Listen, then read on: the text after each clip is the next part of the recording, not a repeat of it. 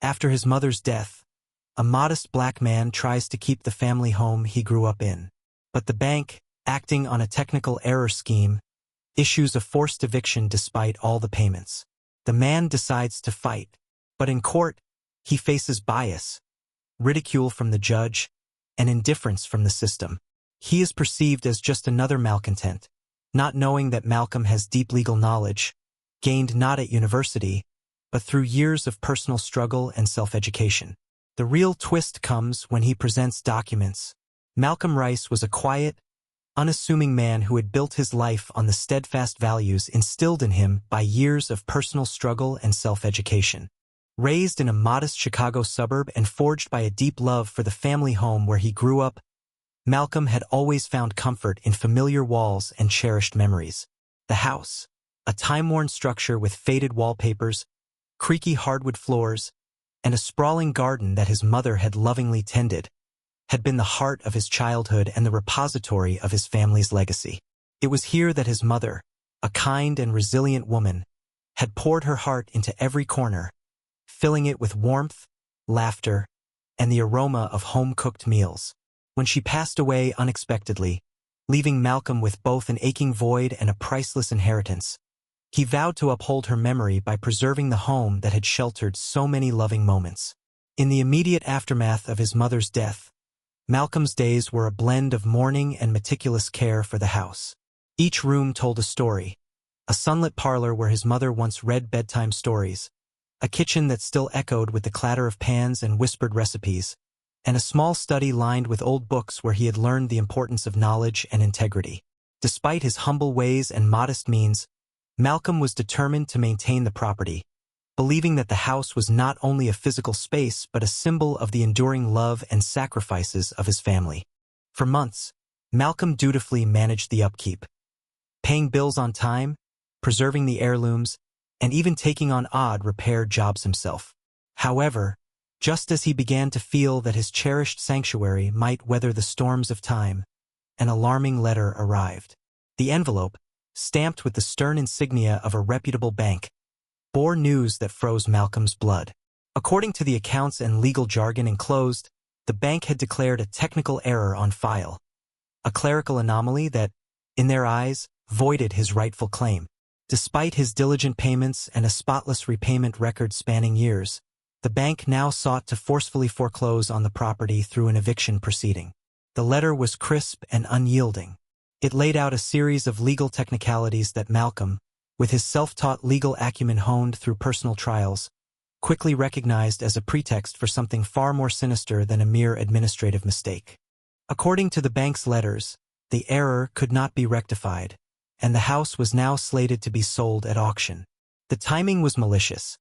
The letter arrived when he was just beginning to sort through his mother's belongings and digitize old family documents, a period of both vulnerability and hope for reclamation of the past.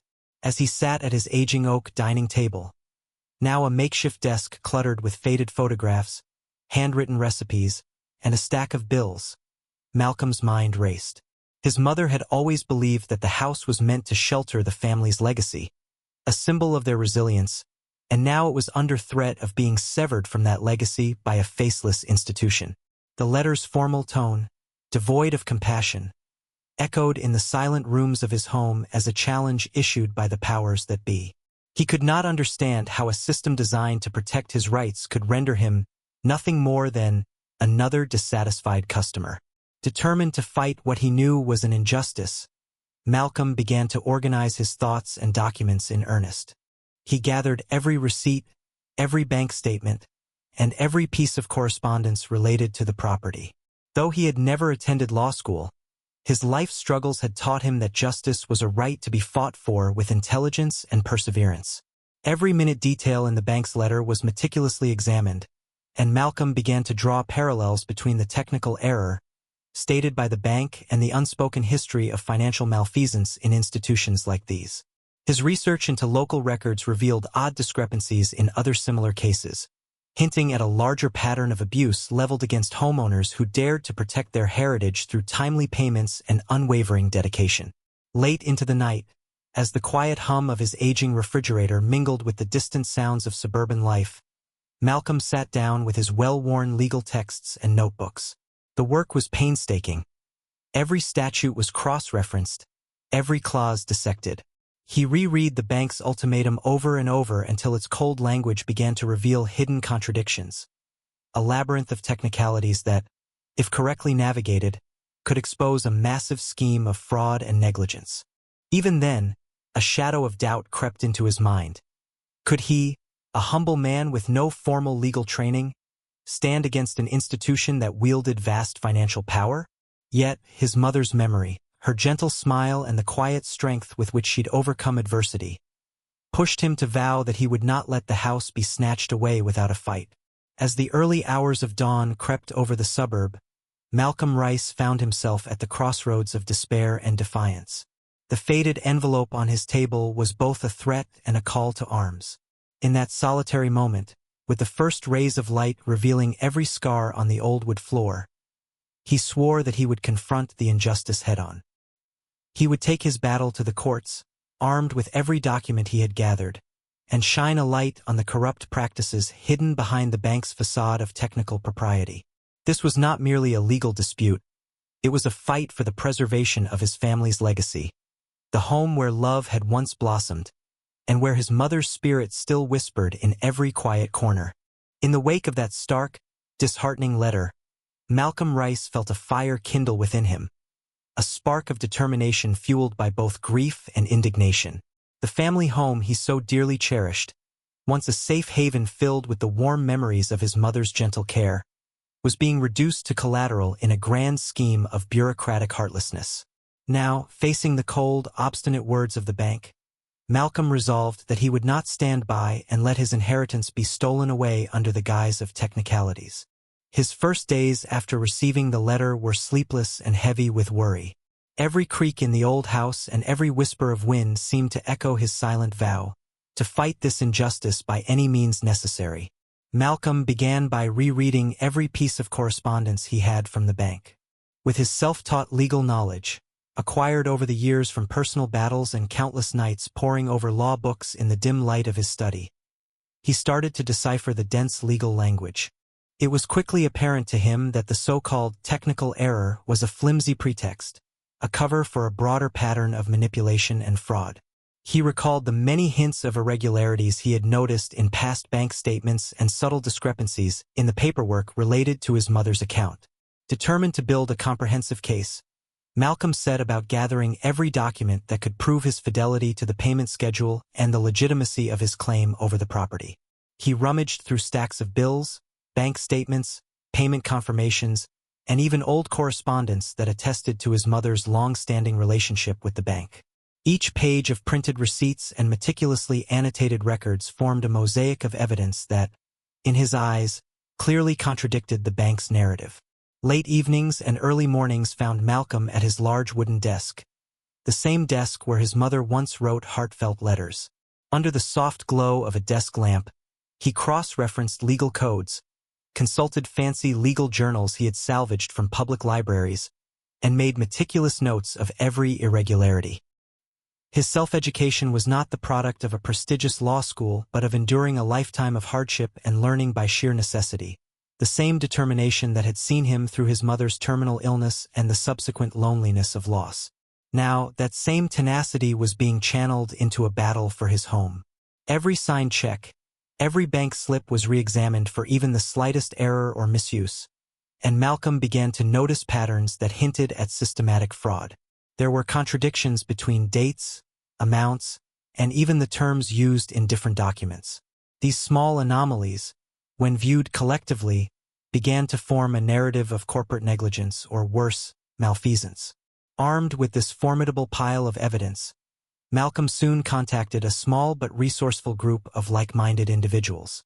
Among them were retired accountants who had witnessed similar irregularities in their long careers, local legal aid volunteers familiar with consumer rights cases, and even a few individuals who had weathered previous brushes with banks in far grimmer circumstances. Each of these supporters offered Malcolm insights, practical advice, and, most importantly, the encouragement he desperately needed. They assured him that if the bank was exploiting a loophole, then it was time for the common man to exercise the power of the law. Some advised him to reach out to consumer advocacy groups, while others insisted that he should not let the emotional weight of the situation deter him from presenting the cold, hard facts in court. With his documents now meticulously organized into binders and digital files, Malcolm took the next courageous step, filing a lawsuit. Despite knowing that many in his community, and especially the court system, often dismissed him as just another dissatisfied homeowner, he was resolute. In his humble manner, he understood that every signature, every stamped receipt held within those binders, was a piece of a larger puzzle that would soon expose a massive fraudulent scheme. The lawsuit was meticulously drafted. Malcolm wrote with clarity and fervor, underpinning his legal argument with the exact statutory violations committed by the bank. Even if his educational background did not include formal legal training, every line of his petition showcased the rigorous scrutiny he had applied to their documents. His argument was straightforward. Despite his unwavering commitment to paying his dues, the bank had used a trivial, misinterpreted legal technicality as a license to seize his family home. A home that was not only his shelter but the repository of cherished memories and his mother's legacy. The initial filing, however, came with its own set of challenges. When Malcolm first stepped into the courthouse, a modest building reflective of the small suburban community, he was met with the patronizing smiles of clerical staff and a judge whose eyes seemed to narrow with disdain as he looked at the pages of Malcolm's claim. The judge, a well-dressed man with a superior bearing, sneered, "So, you claim you know the law, Mr. Rice? It appears you have little more than passion and home repair receipts." The courtroom fell into an awkward silence as Malcolm, usually soft-spoken and reserved, sat quietly through the preliminary hearing. Despite his calm exterior, inside his determination soared. Every dismissive comment, every snide remark from those in the courtroom became fuel for his resolve. He knew that in a system predisposed to side with the mighty institutions, he would have to work not only to prove the bank's wrongdoing but also to overcome the inherent bias against someone like him. A modest, self-educated man from the suburbs who dared to stand up against a financial giant. As the judge wrapped up that first session with barely concealed sarcasm, Malcolm left the courthouse with a mix of resignation and steel-like determination. In his battered car on the winding suburban roads, he replayed every moment of that humiliation in his mind. The sneers, the condescension, all became symbols of the great battle ahead. But Malcolm also recalled the support offered by the few kind souls he had met. The accountants, the legal volunteers, and even a neighbor who recalled his mother's gentle smile and vowed to stand by him in this fight. That night, as Malcolm sat in the silent stillness of his family home, the darkness was punctuated by the glow of his computer screen and the rustle of legal texts. He meticulously finalized his digital files, ensuring that every piece of evidence was backed up and threaded in a coherent timeline. The atmosphere was thick with both fear and hope, a potent mix that, in that moment, defined his entire existence. The threat was immediate, the bank's tactics heartless, yet Malcolm's determination had never burned brighter. The impending trial was not simply a legal battle. It was an act of defiance, an assertion that a humble son of a hard-working family could stand up against systematic injustice. Just as Malcolm Rice's quiet rebellion began to gather momentum, the bank retaliated with ruthless efficiency. Almost overnight, the institution that had once sent him a threatening letter now unleashed a series of maneuvers designed to stifle his resistance and isolate him from any chance of mounting a coherent challenge. It started with the freezing of all his accounts. One morning, Malcolm awoke to find that his access to the funds he depended on, money meant to pay for utilities, necessary repairs to the aging family home, and even the very bills that maintained its sanctity, had been abruptly and inexplicably cut off. Phone calls to the bank's call center met with indefinite holds and vague assurances that further verification was needed. His carefully archived records and the meticulous evidence he had assembled were suddenly rendered moot by an administrative blockade. His car's gas tank, his monthly phone bill, and even the basic groceries that kept him going all felt vulnerable to this new financial stranglehold. At first, Malcolm thought this was merely a temporary setback, a bureaucratic maneuver intended to force him to yield to their demand for swift payment of a non-existent debt. But as days turned to weeks, It was clear that the bank was determined to use every tool in its arsenal to discourage him from pursuing legal action. The once quiet hum of his daily life was now disrupted by calls from unpaid creditors and threats of further legal action. In his modest hometown, where everyone knew each other, having your accounts frozen was akin to being ostracized. It carried a stigma that could crush a man's reputation and hope. Meanwhile, potential witnesses who might have bolstered Malcolm's case suddenly began to withdraw from the public sphere. Neighbors he had spoken to, colleagues in local community groups, and even the friendly accountants who had previously lent him their expertise started acting as if Malcolm's claims were too controversial, even dangerous, to voice openly. Some of those individuals, fearful of retribution from the bank or the local political machine that had long guarded its economic interests, began to distance themselves from Malcolm's case.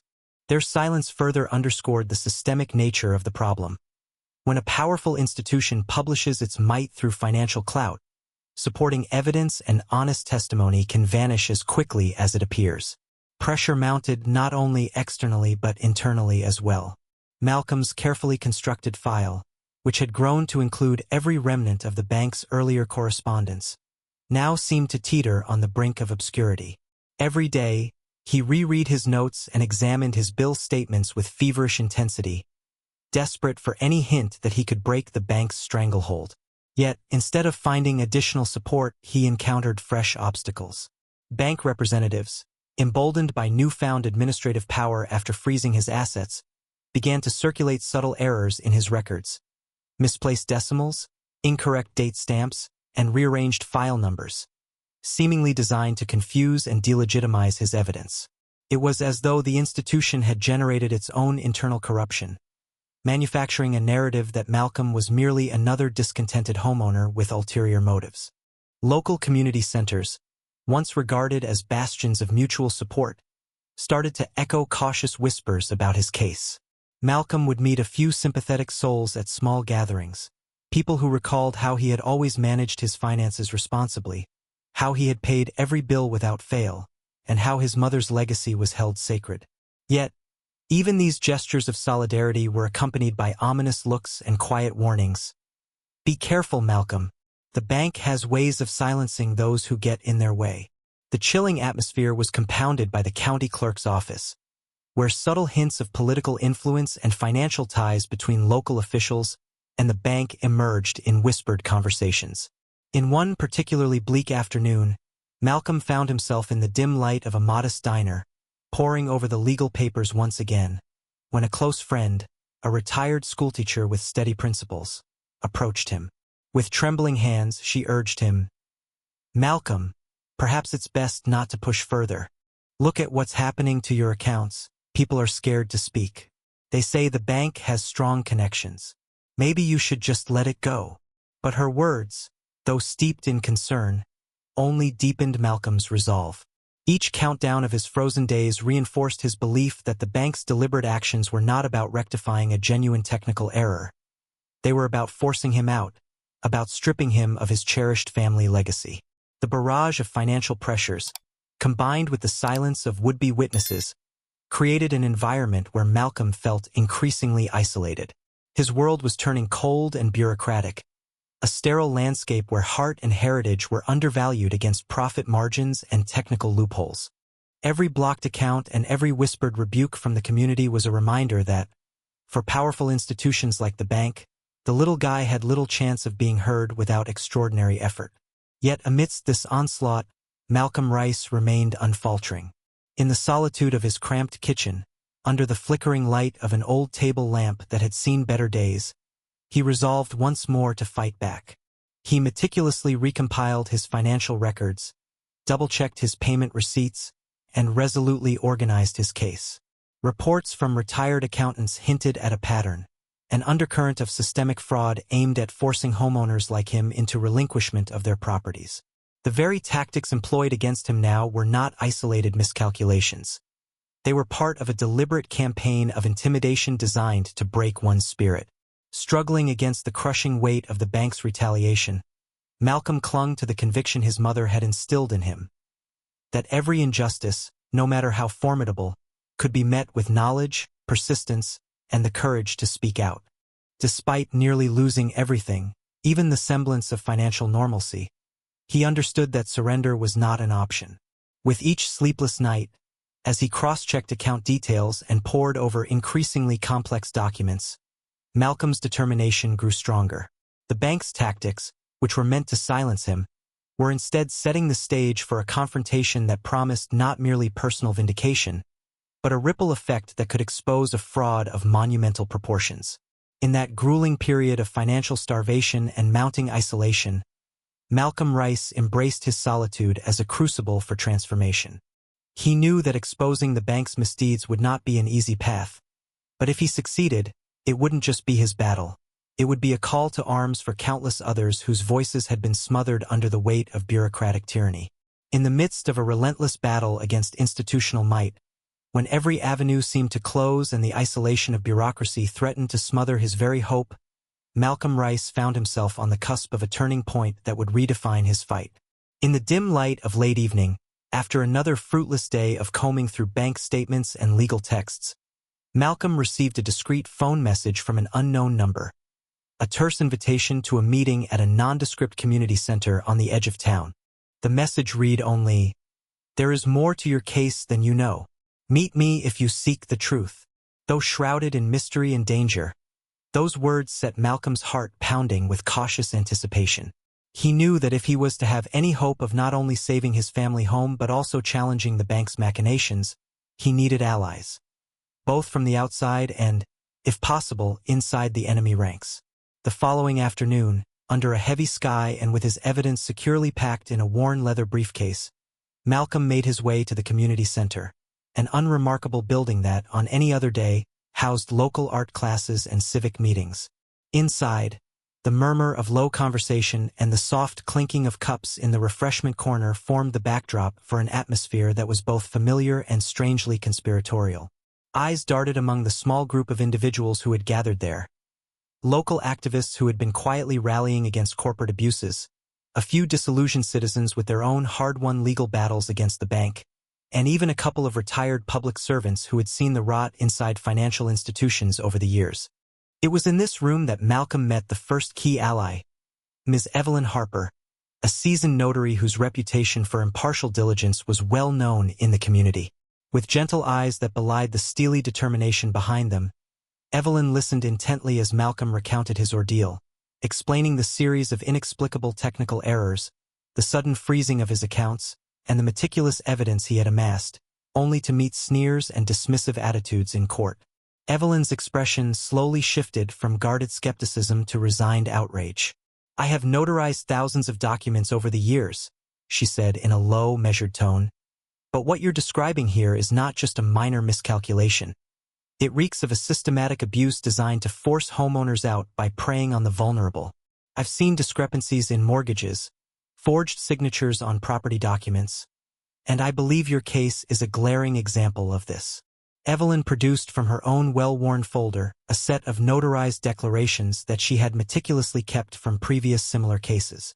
She explained that these documents were records of anomalies she'd encountered in other disputed foreclosures across the county, a pattern that spanned years.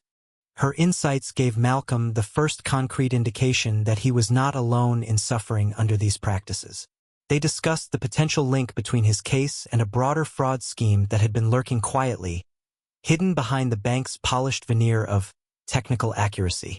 Evelyn's calm confidence bolstered Malcolm's own resolve, proving that even within the cold rigidity of bureaucracy, there remained pockets of integrity willing to fight back. During the meeting, another figure emerged from the shadows, an informant who introduced himself only by the pseudonym Alex. Speaking in a hushed voice, Alex revealed that he was a former employee of the bank, a low-level clerk who had come to witness and eventually participate in unsavory practices meant to silence dissent. With a mixture of trepidation and determination, he confirmed that many of the procedures used against Malcolm were not accidental oversights but deliberate measures. They manipulate contracts and alter digital records so that homeowners are forced to capitulate, Alex confided. "I have copies of internal memos, emails, even transaction logs that point to the collusion between bank managers and certain local officials. I can't say much more over the phone, But if you're willing to trust me, I can get you access to files that prove the bank's involvement in defrauding people over imperceptible technicalities. Malcolm's pulse quickened. These were exactly the kinds of insights he needed to dismantle the bank's arguments in court. Although Alex insisted on anonymity, he promised to deliver key files through a secure drop-off later that day at a predetermined location, a discreet courier service known only to those with insider knowledge. The turning point did not come in isolation. As the meeting progressed, a small group of local activists, comprising community organizers, legal aid volunteers, and even a former financial auditor, stepped forward to pledge their support. They recounted their own experiences with the bank's heavy-handed tactics, revealing that many families in the community had been coerced into surrendering their homes under similar pretenses.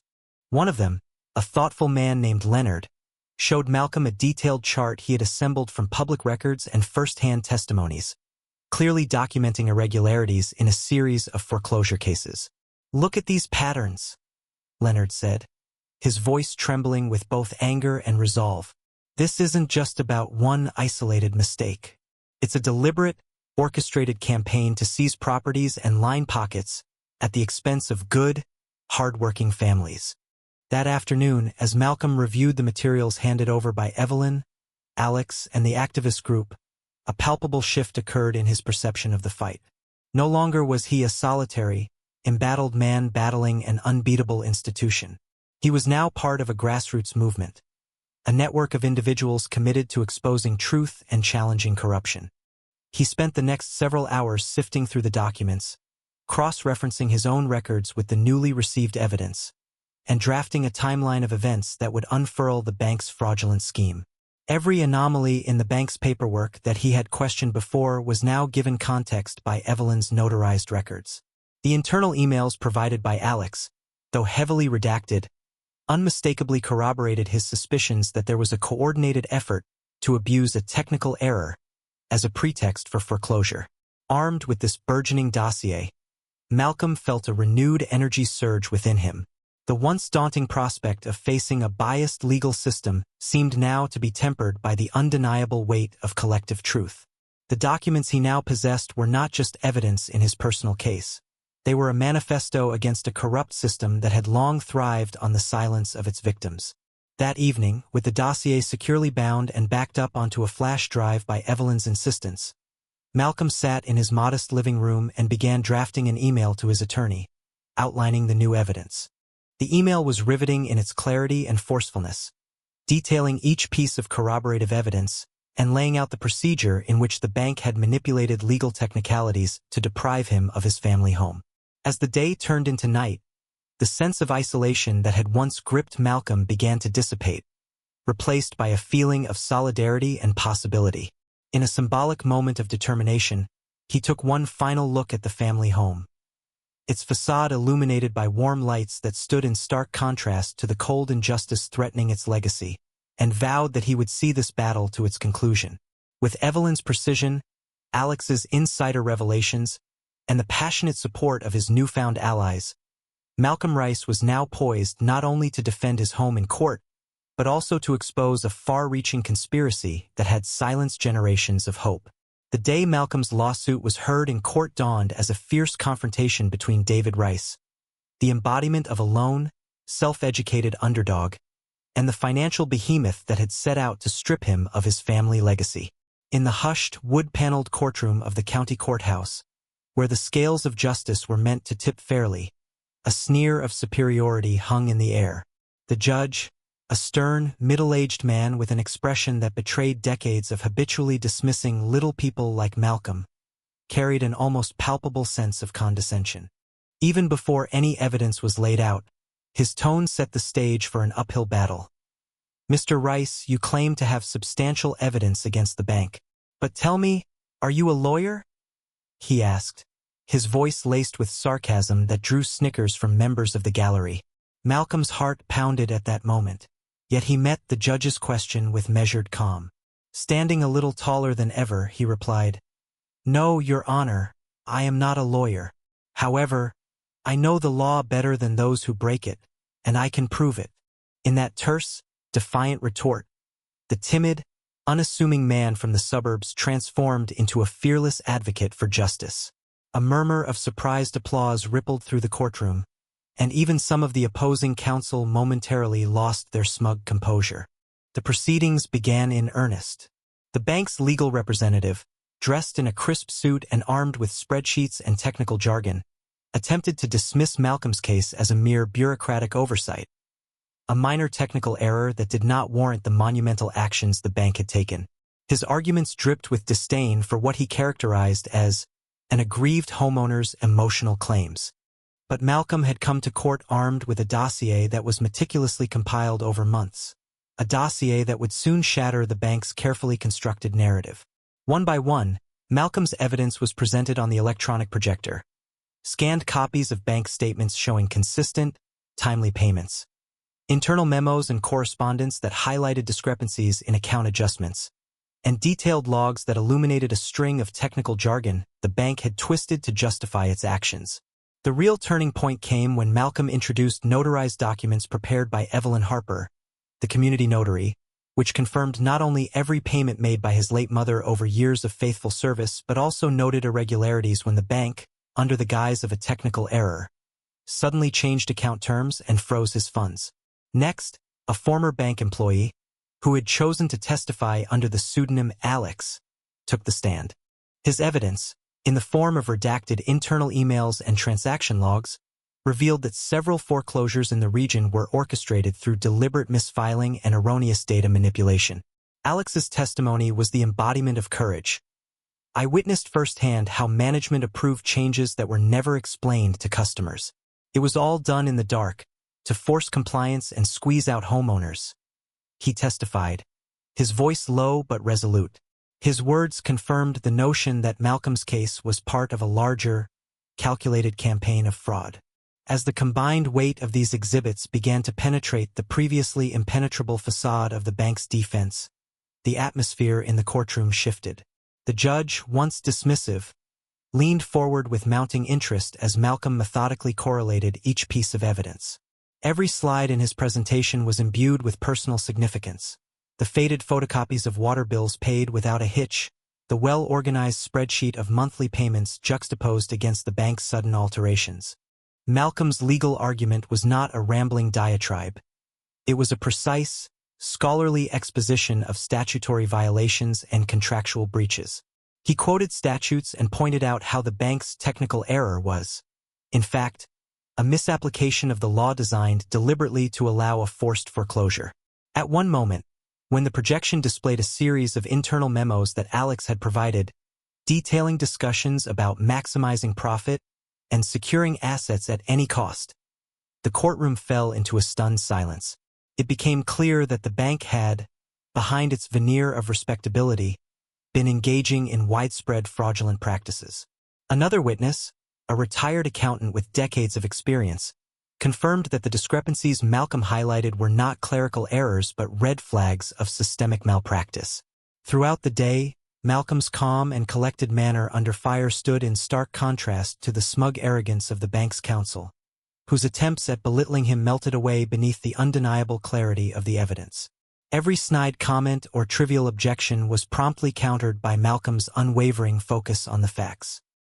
He recited once more with quiet conviction, "I am not a lawyer, but I have studied the law enough to know that it is not written to condone fraud, nor to allow institutions to devour the lives and histories of honest people." His words resonated deeply, not only with the jurors but with the community members present, many of whom had seen similar injustices in their own lives. By the time the court reached its closing statements, the earlier mockery had dissipated, replaced by an atmosphere of sober reflection and growing indignation toward the bank's actions. The judge's demeanor, initially aloof and patronizing, had softened into one of measured concern. It was apparent that when the evidence was laid bare, even the most entrenched biases in the courtroom could not overpower the truth. In that pivotal day in court, Malcolm Reese had shifted the balance. He had transformed public perception by exposing a web of deceit that stretched far beyond his personal plight. The meticulously gathered documents, eyewitness testimonies, and internal records did more than support his claim. They painted an indisputable picture of fraudulent intent, one that demanded accountability. The courtroom, which had once seemed predisposed to ridicule him as just another disgruntled homeowner, was now a battleground where truth stood victorious. The atmosphere in the courtroom shifted abruptly the morning after Malcolm Reese's damning evidence laid bare the bank's fraudulent practices. No longer was the room filled with the condescending sneers of those who prided themselves on dismissing another disgruntled homeowner. Instead, the air was charged with a tense, expectant energy as the judge, whose earlier tone had been steeped in patronization, began to change his demeanor. His eyes, once narrowed in skepticism, now shone with a more analytical intensity as he reread the evidence laid before him. During a brief recess between testimonies, the judge called forth a moment of impassioned reflection. Leaning forward over his cluttered bench, he addressed the courtroom in a clear, measured voice. After reviewing the documents and recordings presented by Mr. Reese, I must admit that there are significant irregularities that warrant deeper investigation. His words sent a ripple of murmurs throughout the gallery. For the first time, it was evident that the court recognized that the case was not simply a minor contractual error but potentially part of a systemic abuse perpetrated by the bank. As the proceedings resumed, the judge's tone adopted a firm, even inquisitive quality. He questioned the bank's counsel with precision, asking pointed questions about the discrepancies in dates, the contradictory internal memos, and the sudden freezing of Malcolm's accounts.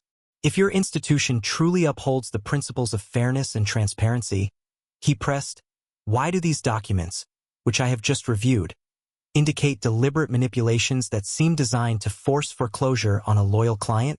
Can you explain what you mean by a technical error when the evidence suggests otherwise? His inquiry left little room for evasive answers. The bank's legal team, once so sure of their unassailable position, began to fumble with their responses. Their previously rehearsed arguments turned disjointed as they tried to account for the internal emails and notarized declarations that Evelyn Harper had provided. Outside of the courtroom, the shock waves of the trial had not gone unnoticed. Local news crews had gathered just outside the courthouse, their cameras capturing the unfolding drama. Reporters in press jackets and hurriedly scribbling notes were quick to broadcast snippets of the judge's newfound candor and the intense exchange between Malcolm and the bank's attorneys. As the judge's incisive questioning continued, whispers of fraud and collusion began to dominate the chatter not only within the courthouse but also across social media platforms and local news bulletins. The tide of public opinion was turning rapidly, and the bank's once ironclad reputation was beginning to crack under the weight of widespread scrutiny. Inside, the change in the judge's tone was palpable. He announced that, effective immediately, he was ordering a temporary injunction to halt any foreclosure actions on Malcolm's family home until the matter could be fully investigated by an independent financial auditor. The injunction was not merely a procedural move.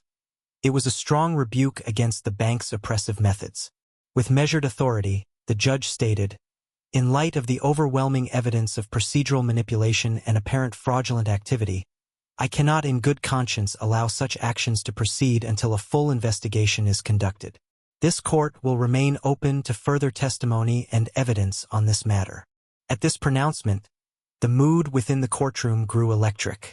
Members of the gallery, including community activists, local residents who had themselves suffered similar injustices, and even some previously silent bank customers, listened with rapt attention.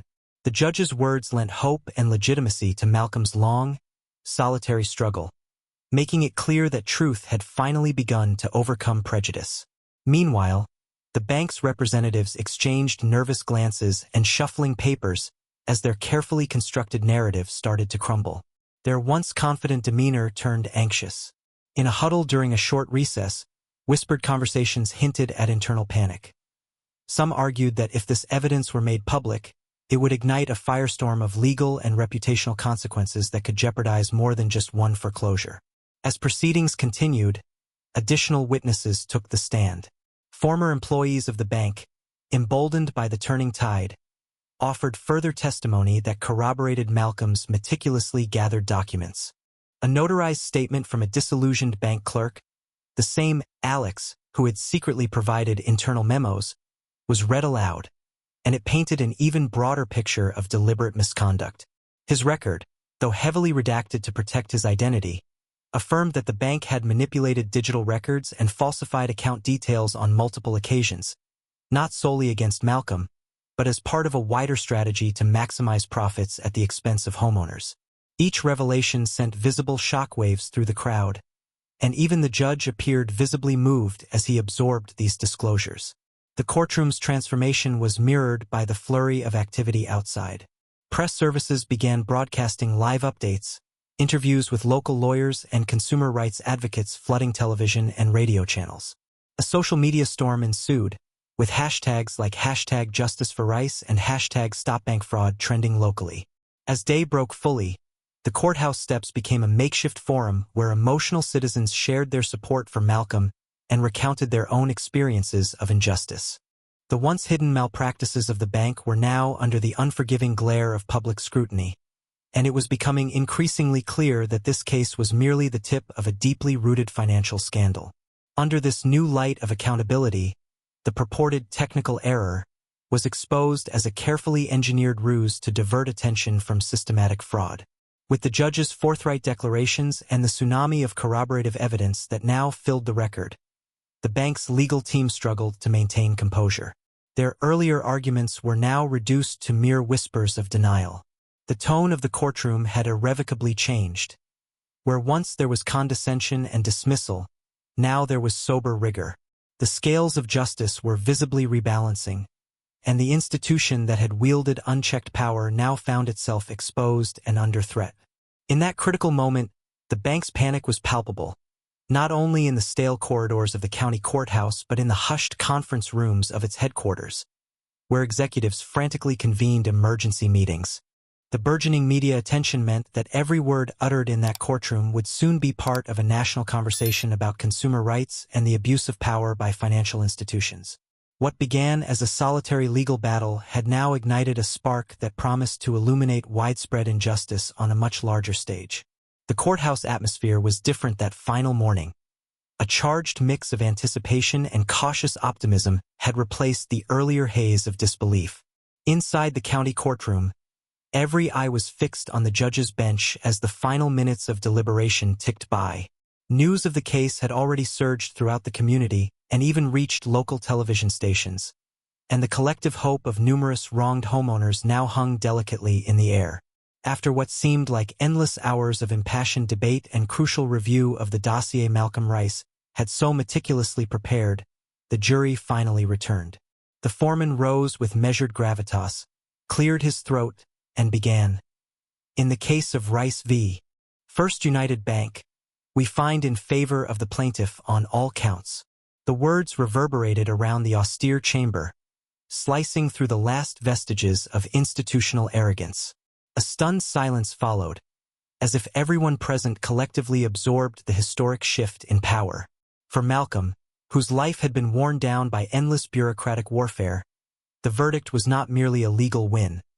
It was the vindication of a truth too long buried beneath technicalities and indifference. In the days that followed, headlines splashed across local and even regional news. Bank fraud exposed. Homeowners daring battle force's federal probe, Red 1. The judge's ruling had done more than spare Malcolm his beloved family home. He had triggered a federal investigation into the bank's practices. A special task force was launched to scrutinize the questionable foreclosure tactics that had become alarmingly common across the region.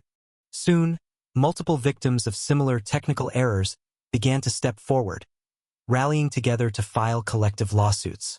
Their testimonies joined Malcolm's own detailed accounts, creating a formidable movement that challenged a legacy of corporate misconduct.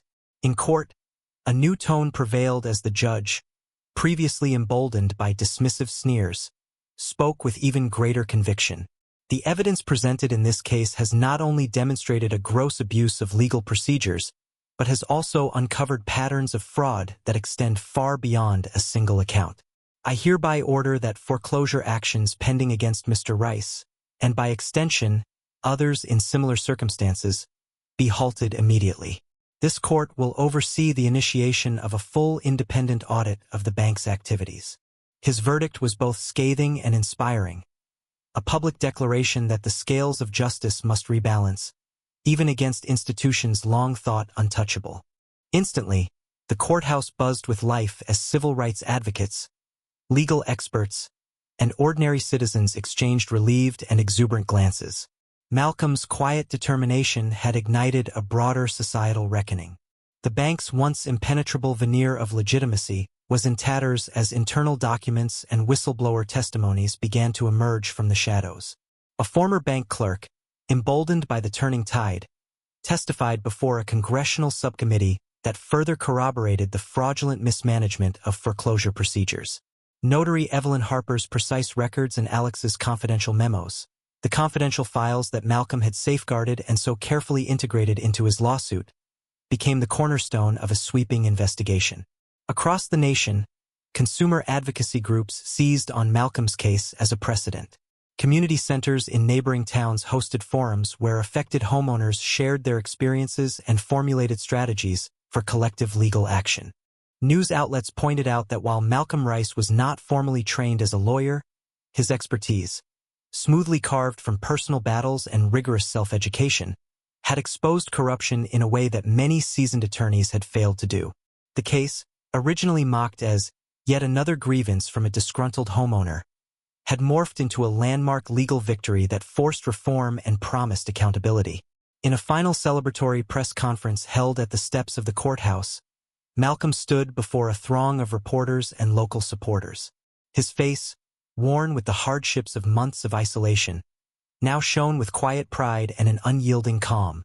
"I did not set out to be a lawyer or a martyr," he said, his voice resonating with the conviction of a man who had spent years burying his pain in equal parts research and resolve. "I set out to protect my family's home, a sacred link to the past, and to ensure that no one else is forced to surrender their rightful legacy to the greed and technical manipulations of powerful institutions." His words rippled outwards, reaching ears that had long been tuned to the rhythm of injustice. As the Congress of media, activists, and everyday citizens listened, the eventual transformation of the long dismissive judge was noted. His final pronouncement would be etched in legal reports nationwide, a reminder that even those who wield power with complacency could be awakened by the relentless force of truth. In subsequent weeks, federal investigators railed against systemic fraud, and new laws were proposed to tighten the oversight of banking foreclosures. Class action lawsuits began to mushroom, buoyed by the momentum generated by Malcolm's courageous stand. Standing in front of the courthouse on that momentous day, Malcolm Reese quietly surveyed the scene, a place where his legacy, once imperiled by heartless bureaucracy, had been restored through the unified demand for accountability. He had not only reclaimed a house, he had ignited a movement that would reshape the legal landscape for everyone who had been wronged. In that historic moment, it became clear that justice was not an exclusive right of the mighty or the privileged. It was the collective duty of every individual standing up for truth. They wanted him to surrender, but instead, he unveiled a truth they were afraid to hear. Subscribe if you believe that justice is not the privilege of the powerful, but the duty of every individual.